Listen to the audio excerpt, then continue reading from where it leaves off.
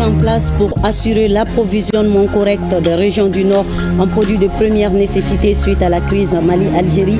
La question était au centre de la rencontre entre le ministre de l'Industrie et du Commerce et le secteur privé.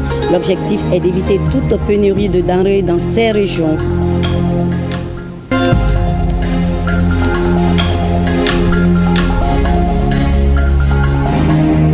76e anniversaire de l'écriture Nko. L'événement a été célébré hier 14 avril par l'Académie des sciences du Nko du Mali à travers des activités éducatives sur le bien fondé de cet alphabet.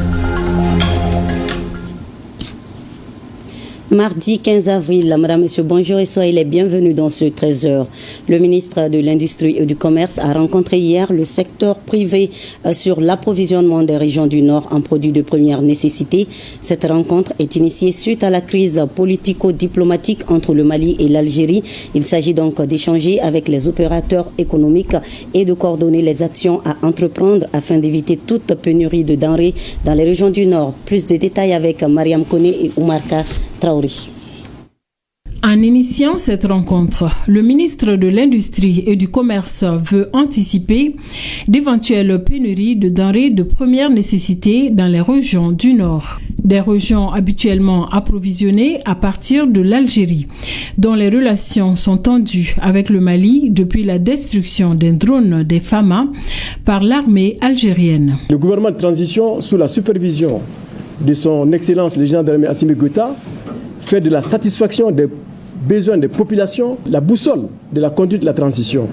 Donc la réunion de ce matin va nous permettre de changer sur le schéma opérationnel que nous devrons mettre en place en termes d'organisation, en termes de coordination, en termes d'action qui va nous permettre d'assurer l'approvisionnement correct de ces 4 régions, Tombouctou, Gao, Ménaka et Kidal, dans les prochains jours, et de mettre en place aussi un mécanisme conjoint, secteur privé, ministère de l'Industrie et du Commerce, pour assurer le suivi de toutes les actions qui vont être décidées et mises en place de façon à assurer la sécurité alimentaire, l'approvisionnement correct de ces 4 régions.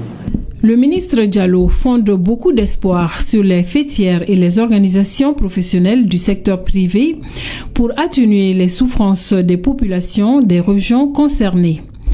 Des opérateurs économiques qui par le passé ont fait preuve de résilience, notamment lors de l'embargo imposé à notre pays par la CEDEAO.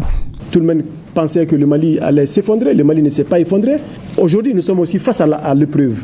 Et face à l'épreuve, nous allons accorder une grande solidarité, une grande action commune entre le secteur privé et le secteur public pour apporter toutes les réponses à ces préoccupations qui se posent à notre pays. Les opérateurs économiques se montrent déterminés à jouer toute leur partition avec le soutien des autorités. Il suffit seulement que nous, en tant qu'opérateurs économiques, nous mettons ensemble pour qu'on puisse créer notre propre réseau à partir de motifs pour que nos forces de défense et de sécurité puissent sécuriser les convois sous forme d'escorte jusqu'à la rentrée de la ville de Tombe. Il faut que nos opérateurs économiques vont s'engager tout de suite dans ce système, que nous puissions sécuriser leur économie. Même s'il ouvre la frontière, je dis au monsieur le ministre que la douane et la direction du commerce et concurrence puissent travailler afin qu'en attendant que les frontières soient fermées, qu'on puisse vraiment avoir un bon barème de taxation. Ça va permettre vraiment de décourager pour un premier temps ceux qui sont en train de faire cette contrebande. Parce que c'est une concurrence déloyale. Un commerçant malien qui est en règle, qui paye ses taxes, il prend sa marchandise à partir de l'intérieur, il arrive à Tombouctou, il y a une concurrence déloyale. Ça ne peut pas marcher. Les autorités et les opérateurs économiques s'engagent à prendre toutes les dispositions idoines afin de minimiser l'impact de cette situation sur la vie des populations. Et après cette rencontre, des opérateurs économiques ont été remerciés par le ministre de l'Industrie et du Commerce au nom du président de la transition, le général d'armée Assimi Goïta, et du gouvernement pour leur engagement pendant le mois de Ramadan. Reportage à Lucine Touré. Beaucoup d'interrogations persistaient avant le mois de Ramadan, mais il a suffi d'une visite du chef du gouvernement quelques jours avant le début du mois sacré pour s'apercevoir que les magasins sont bien fournis. Écarter du coup tout doute sur la fiabilité et surtout l'engagement de nos opérateurs économiques. C'est pour reconnaître cet effort que le ministre en charge du commerce et de l'industrie a rencontré le secteur privé. Au nom du président de la transition, chef de l'État, le général d'armée Assimi Goïta, je suis venu remercier l'ensemble des opérateurs économiques de notre pays et pour la parfaite et la bonne organisation du mois de Ramadan 2025. Un mois de Ramadan qui s'est déroulé dans un climat apaisé, un mois de Ramadan qui a vu l'approvisionnement correct et régulier du pays et de toutes les régions en denrées de première nécessité, avec les 3 critères qui étaient des objectifs pour nous, qui ont été réalisés entièrement. Le premier objectif, c'était d'assurer l'approvisionnement correct du pays en denrées de première nécessité sur l'ensemble du territoire. Et le deuxième objectif, c'était la maîtrise des prix.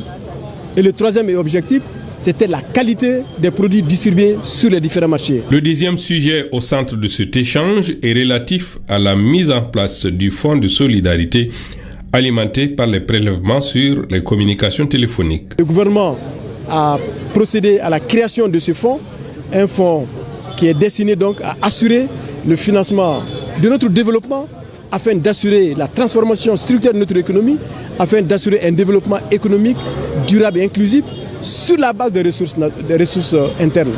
Et le deuxième objectif recherché à travers la création de ce fonds de soutien aux projets d'infrastructure de base et de développement social, c'est l'amélioration des conditions de vie des populations. Et il avait été retenu donc que la Chambre du commerce et l'ensemble des autres organisations fêtières du secteur privé puissent mener des campagnes d'information, de sensibilisation, afin de permettre à nos populations de mieux comprendre les objectifs assignés à ces fonds, l'utilisation qui va être faite de ces fonds dans le cadre du financement de nos projets structurants. Et je pense qu'à ce niveau, on a noté avec beaucoup de satisfaction l'engagement de toutes les organisations fêtières du secteur privé à poursuivre l'information et la sensibilisation de leurs ressortissants afin de permettre à notre pays de disposer des ressources internes pour financer notre développement. Sur ces sujets précis, les opérateurs économiques ont réaffirmé leur accord avec ces prélèvements, mais ont émis quelques suggestions. Le ministre est venu pour nous féliciter les opérateurs économiques pour le travail bien fait. Vous avez pu constater pendant le mois de carême, il n'y a pas eu de problème du tout dans l'approvisionnement du pays par rapport au sucre, par rapport au riz, en un mot sur les produits de première nécessité. Et le deuxième point, c'était sur la taxe spéciale de contribution. Vous savez, aujourd'hui, notre pays traverse un moment très difficile. À chaque moment, le ministre vient au niveau de la Chambre pour que nous puissions échanger par rapport à ces problèmes. Donc, quand vous décidez de vous prendre en charge, ça ne peut pas aller très facilement comme ça. Nous ne pouvons que suivre nos plus hautes autorités par rapport à ces moments difficiles pour que chacun puisse jouer correctement son rôle. Le ministre Diallo a dit prendre bonne note de ces observations et a promis de les relayer à qui de droit. Voyons à présent la synthèse du recueil annuel 2025 du Conseil économique, social, environnemental et culturel à Koutiala. Avec les autorités régionales et les services techniques, les conseillers de la République ont recueilli les problèmes posés et les propositions de solutions, toutes choses qui devront contribuer au développement local. Reportage à Brahima Kone et Amadou Toulou. Synthèse du recueil annuel 2025 du Conseil économique, social, environnemental et culturel dans la région de Koutiala. L'événement aura permis de passer en revue secteur par secteur les problèmes qui freinent le développement local et de faire des propositions de solutions. Les populations ont souligné beaucoup de défis. Certains défis peuvent être relevés au niveau régional, d'autres au niveau central. Comme notre mission, c'est de remonter les problèmes et défis soulevés ici, en faire ça un rapport et adresser ça aux plus hautes autorités avec des recommandations. Cela va permettre le développement même de la région. Mes remerciements vont vraiment à l'endroit des plus hautes autorités du pays qui ont initié cette mission. Et en même temps, nous leur disons merci et leur réitérer notre disponibilité à les accompagner pour la mise en œuvre et la réussite de leur politique de développement au niveau local. La synthèse de la revue annuelle 2025 du Conseil économique, social, environnemental et culturel permet de mieux identifier et consolider les acquis. Aussi permet-elle de contribuer au renforcement du développement socio-économique du pays à travers le relèvement des défis au niveau régional.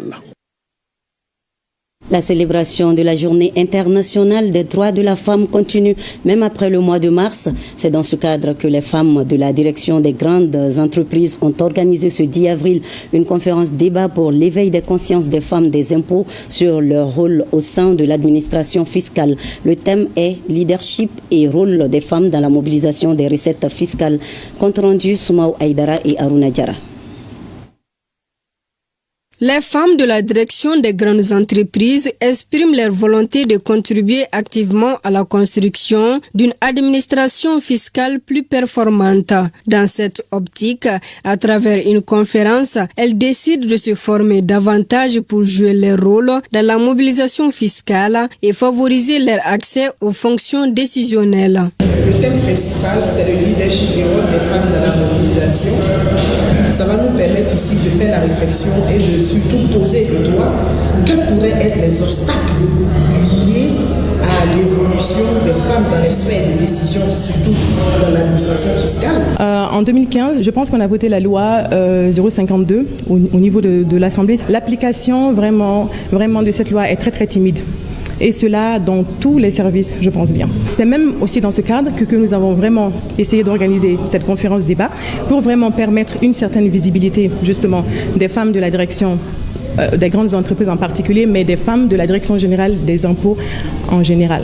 La Direction générale des impôts, dont relève la Direction des grandes entreprises, veut élargir son assiette fiscale pour atteindre les objectifs fixés par les autorités. Elle compte donc sur l'implication de tous et surtout sur la mobilisation des femmes. Cette année, il est fixé à la DGI un objectif annuel de recettes de 1 387 milliards. Elle compte beaucoup sur l'apport inestimable des femmes pour la réalisation de cet objectif.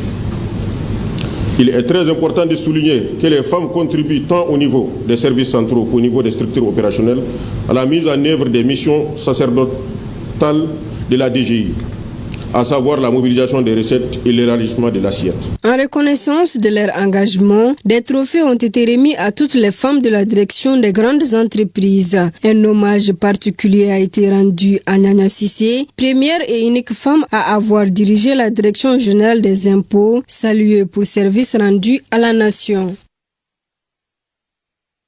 Et c'est ce 13 avril que l'association Laïdou pour le développement et la solidarité a célébré la journée internationale des droits de la femme à Savalibou, en commune 5 du district de Bamako. Cette association œuvre depuis plus de 10 ans à assurer l'autonomisation des femmes à travers des activités génératrices de revenus comme la saponification et l'agroalimentaire. Reportage Adam Maïka. L'association Laïdou pour le développement et la solidarité ALDPS n'est pas restée en marge de la célébration de la journée internationale de la femme. Pour elle, cette journée doit être une occasion pour les femmes de réclamer leurs droits. Grâce à Dieu, les femmes ont eu leur liberté. Donc l'honneur revient aux femmes aujourd'hui de fêter la journée internationale de la femme pour réclamer leurs droits.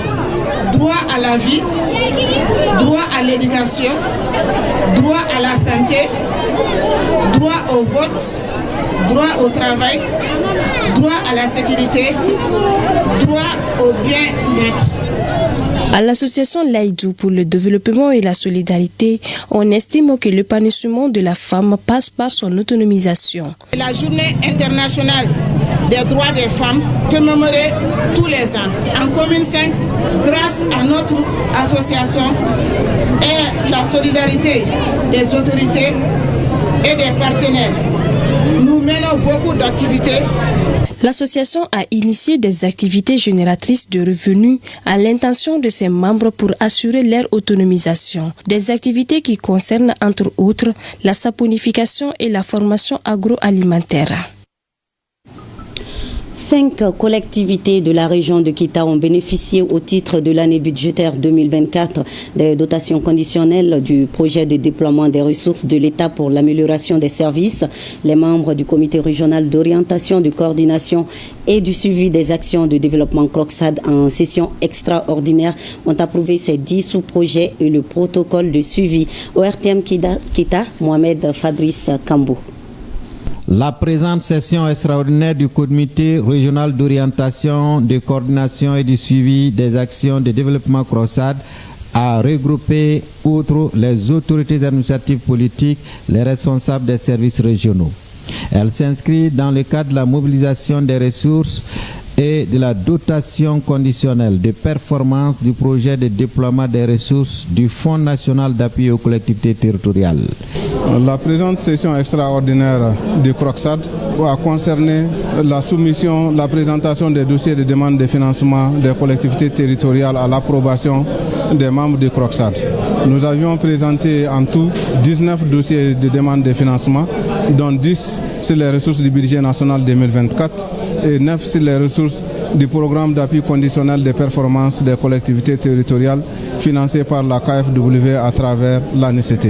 Les 19 sous-projets, dont 10 projets du budget national et 9 projets PCPC approuvés par les membres du CROCSAD, s'élèvent à plus de 323 millions de francs CFA. Les domaines concernés sont majoritairement des secteurs de l'éducation, de la santé et des équipements, entre autres. De 2003 à 2024, le financement de la KfW à travers la nécessité est d'environ 59 milliards de francs CFA, dont 2 milliards 438 579 francs pour les collectivités de la région de Kita durant la période 2018-2022. Les collectivités concernées par les différents sous-projets du Fonds national d'appui aux collectivités territoriales sont les communes de Kita Ouest, Gadougou 1, Tambaga, Koulou, Tukoto, Madina, Kobri, Nyantanso, Djougoun, Dindanko et Makono. La coordination des associations pour le développement du cercle de Banamba lance officiellement ses activités. C'est une nouvelle coordination qui sera dirigée par Abdraman Mouri-Dramé pour 4 ans. De retour de Banamba, le compte-rendu de nos correspondants de la station régionale ORTM Koulikoro, Adaman Traoré et Adaman Sengari.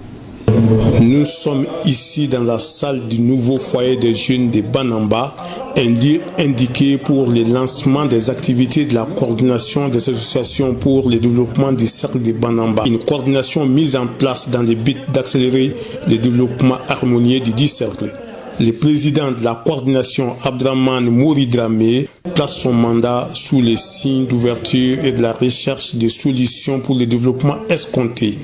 Il est à la tête d'un bureau exécutif de 36 membres, dont une femme. CRCB est créé dans un but d'améliorer les conditions de vie des populations du cercle, promouvoir et soutenir les activités généralistes de revenus, améliorer l'offre d'un système sanitaire adopté et du cercle, lutte contre l'alphabétisme sous toutes ses formes à travers la sensibilisation dans les cercles. Les parrains de la cérémonie, par ailleurs chef de village, apprécient la démarche. C'est le lieu de remercier vivement les jeunes pour la mise en place de cette coordination qui devrait consolider le développement tant recherché. Quant aux autorités préfectorales, elles manifestent leur soutien et leur accompagnement pour aboutir à un résultat concret. Les représentants de l'État élus et d'autres responsables administratifs qui n'ont d'autres devoirs qui en tout cas d'œuvrer pour l'application de la politique nationale du gouvernement. La cérémonie s'est achevée par la présentation des attestations reçues par les jeunes des 9 communes du cercle de Banamba formés à la citoyenneté du 11 au 18 février dernier à Bamako. Auparavant, une minute de silence avait été observée en la mémoire de toutes les victimes civiles et militaires tombées sur les champs d'honneur. L'écriture Nko existe depuis 76 ans maintenant. Il s'agit d'un alphabet dédié à la promotion et à la valorisation des langues africaines. Ce 76e anniversaire a été célébré hier lundi 14 avril par l'Académie des sciences du Nko du Mali. À travers des activités éducatives, les organisateurs ont expliqué le bien fondé de cette écriture. Reportage Bokari Koulibaly et Idrissa Traoré. Créée en 1949 par Suleiman Kanté, l'écriture Nko souffle sa 76e bougie ce 14 avril 2025. Devoir de mémoire oblige, une panoplie d'activités est organisée dans ce sens par l'Académie des sciences du Nko du Mali. Aujourd'hui, nous avons fait l'édition d'un livre de mathématiques, un livre de sciences qu'on va dédicacer aujourd'hui. Et aussi, nous avons organisé une conférence débat sur le thème 2025, année de la culture, au rôle et responsabilité de l'Académie des sciences d'Inko. À travers ce débat, nous allons montrer en tout cas à l'opinion ce que l'Inko Dumbu doit faire comme rôle et ce que nous avons comme responsabilité, on va rappeler à nos militants. Vecteur des valeurs culturelles et ancestrales africaines, l'écriture Nko occupe une place de choix dans l'agenda académique des autorités maliennes. Une volonté affichée à travers la présence des départements de l'éducation et de la culture. L'Inko en tant qu'écriture endogène est une opportunité pour les chercheurs de se ressourcer dans nos valeurs ancestrales pour le bonheur des travaux de recherche actuels. Le secteur de la culture, notamment les langues, est un vecteur important du développement socio-économique et une force motrice de la croissance économique dans la société.